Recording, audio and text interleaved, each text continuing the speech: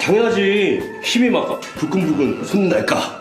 Oke lur, film ini diawali dengan tokoh seorang laki-laki yang bernama John Hyuk. John Hyuk ini seorang sarjana sedang fokus mencari pekerjaan, dan John Hyuk ini udah gagal tes 2 kali dan ini kesempatan terakhir dia untuk melamar pekerjaan tersebut. Karena itu dia tuh fokus banget mempelajari tes lamarannya ini teman-teman. Tapi sayangnya tetangga kosnya sebelah ini teman-teman ya, kerjaannya tuh week terus sama pacarnya dan mengganggu konsentrasi si Jong Hyuk ini teman-teman. Dan pada akhirnya ayahnya pun menyarankan agar dia untuk pindah kosan teman-teman untuk lebih fokus ya. Dan akhirnya Jong Hyuk pun pergi untuk mencari kosan baru. Dan akhirnya setelah menempuh jarak yang jauh dia pun tiba di kosan barunya teman-teman. Dan akhirnya dia langsung kagetkan oleh salah satu wanita penghuni kos yang bernama Dalrai. Dan wanita ini bekerja sebagai suster di rumah sakit. Singkat cerita, John Hyuk pun masuk dan dia diperkenalkan dengan ibu kos yang sangat cantik bernama Ahrang teman-teman. Dan ibu kos ini sudah punya suami tapi jarang pulang karena bekerja di luar kota. Dan kemudian John Hyuk pun masuk ke kamarnya karena dia udah kecapean nih teman-teman, dan langsung masuk ke kamarnya dan tidur teman-teman ya. Dan di sini ternyata bukannya tambah tenang dan damai, dia malah mendapatkan godaan yang lebih besar dari kosan sebelumnya teman-teman. Dikarenakan Dalrai ini teman-teman ya suka senam seksi dan berisik teman-teman. Dia tuh sering nyetel musik-musik senam itu dengan kencang teman-teman ya. Dan dia juga sering banget nih teman-teman kepergok ibu kos yang sedang mandi teman-teman. Karena di kosan itu teman-teman ya mereka campur cewek sama cowok dan kamar mandinya itu cuma satu. Dan membuat si otong dari Jong Hyuk ini sering banget tegang teman-teman ya. Jadi dia tuh sering banget anehnya teman-teman memakai suling teman-teman untuk menenangkan si otongnya itu teman-teman ya. Seolah-olah si otongnya itu adalah ular ya. Dan keesokan harinya John Hyuk pun pergi ke tempat pekerjaan sampingannya di tempat biliar teman-teman. Jadi si Jong Hyuk ini bekerja teman-teman sampingan di tempat biliar teman-teman. Dan di sini pun dia sering mendapatkan godaan yang besar teman-teman. Karena pemilik tempat ini yang bernama Kim suka banget memakai pakaian yang seksi sehingga memperlihatkan bentuk tubuhnya teman-teman. Bahkan pernah suatu ketika Kim ini pulang liburan dalam keadaan mabuk, dan John Hyuk pun yang membantunya masuk ke dalam kamar malah digoda dan akhirnya melakukan pemanasan. Tapi sayangnya nggak jadi melakukan wik nih bro, karena di luar ada pelanggan yang memanggil-manggil. Dan singkat cerita, ketika John Hyuk pulang ke rumah, sekali lagi imannya diuji dengan ibu kos dan Dalrai tidur dengan posisi yang sangat seksi. Sehingga terlihat barang-barang tersembunyinya teman-teman. Mungkin kalian paham ya dengan yang maksud namanya. Keesokan harinya pacar John Hyuk pun yang bernama Sun Hye datang ke kosannya, dan John Hyuk pun berharap bakal dikasih wik sama pacarnya ini teman-teman.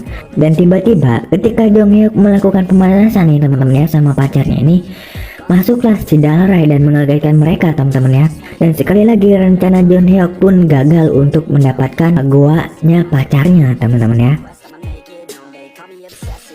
Dan ketika ia kembali dari ngantar pulang pacarnya teman-teman, ia pun buru-buru masuk ke kamar mandi. Tetapi dia dikejutkan dengan ibu kos yang sedang mengobok-obok guanya lah teman-teman ya, sedang di kamar mandi lah kayak gitu teman-teman. Jadi si Jong Hyuk ini masuk dan kaget kayak gitu ya. Singkat cerita, godaan demi godaan terus menghantui John Hyuk di kosan ini, dan di sini dia masih kuat menghadapinya. Oke teman-teman, by the way gua dapet cerita ini di Gadget Start My ID teman-teman. Silahkan kunjungi websitenya teman-teman ya, itu website Mimin juga teman-teman ya. Oke, kita langsung aja lanjut ke ceritanya. Sampai suatu ketika ia mau berangkat bekerja, dia mendengar suara ceplak-ceplok dari kamar ibu kos teman-teman ya. Dan John Hyuk pun penasaran dan langsung mengintip ke dalam kamar ibu kos tersebut. Dan ternyata suara tersebut datang dari ibu kos dan suaminya yang baru pulang dari luar kota yang sedang berkembang biak. Oke. Dan dari sinilah Jong Hyuk pun tidak kuat lagi menahan otongnya yang berontak, teman-teman. Dan ketika ia sampai di tempat pekerja, terlihat Kim yang sendirian dan tidak ada pelanggan di sana, teman-teman. Jadi sepi banget, nggak ada orang sama sekali selain Kim ini. Kemudian Jong Hyuk pun langsung menarik Kim masuk ke dalam kamar, dan Kim pun langsung digenjot oleh Jong Hyuk, teman-teman. Jadi awalnya si Kim ini ditarik dan dipaksa, teman-teman, tapi akhirnya dia juga menikmati si Jong Hyuk ini, teman-teman, menikmati otongnya, teman-teman ya. Keesokan harinya terlihat ibu kos yang sedang mengantar keberangkatan suaminya ke luar kota. Dan di sini ibu kos memperkenalkan Jong Hyuk kepada suaminya. Dan ketika malam hari mereka bertiga mengadakan pesta kecil-kecilan, dan sampai paginya ketika ibu kos pun pergi ke pasar untuk berbelanja, Jong Hyuk pun yang baru bangun, teman-teman, dikagetkan oleh Dalrai yang masih tidur dengan posisinya yang mengangkang, teman-teman ya, dan memperlihatkan barang rahasianya, dan akhirnya memaksa Jong Hyuk memperkosa Dalrai, teman-teman. Jadi awalnya itu dia takut-takut, teman-teman ya, dan tiba-tiba si Dalrai ini bangun, teman-teman, ketika Jong Hyuk itu mencoba memegang si segitiga bermuda ini, teman-teman. Tapi anehnya si Dalrai ini malah mengajak Jong Hyuk untuk beradu pedang, teman-teman ya. Bukan beradu pedang, jadi si Dalrai ini bukan pedang, teman-teman ya. Gua maaf salah ngomong.